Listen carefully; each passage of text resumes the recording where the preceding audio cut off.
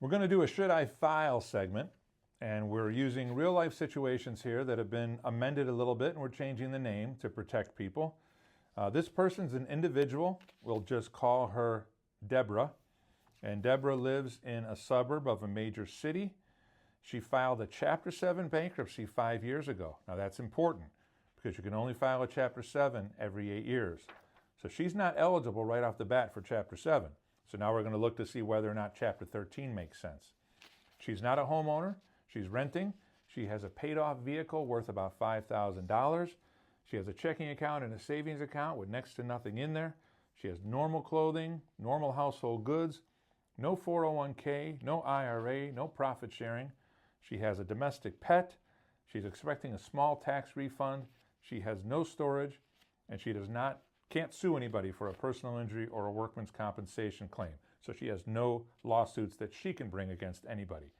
She's single. She's living with a family member who's a grown person, and she's working for the past 6 months, and she's paid every other week, and she makes about $2,400 per month in her pocket net.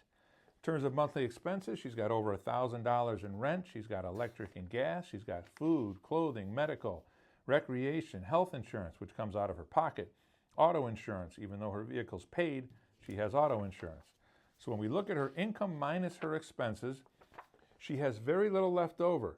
But in my opinion, she has enough left over to fund a Chapter 13 plan. The plan payment would be anywhere from $175 to $225 based on my calculations of her disposable income. In terms of debt, she's got a credit card debt, pretty big one, about $8,000. She's got some medical debt and some personal loans. In this particular situation, this is the perfect 10% repayment plan that we can propose. So she can pay back her debt at about 10% over a 3 to 5 year period and keep all the property that she has. She definitely can't file a Chapter 7. She's not eligible. And a Chapter 13, she has enough disposable income for it to make sense where she can afford it, hold the creditors off, and pay them back a small percentage of what's owed, and the rest is eliminated. So in this particular case, Chapter 13 is the answer.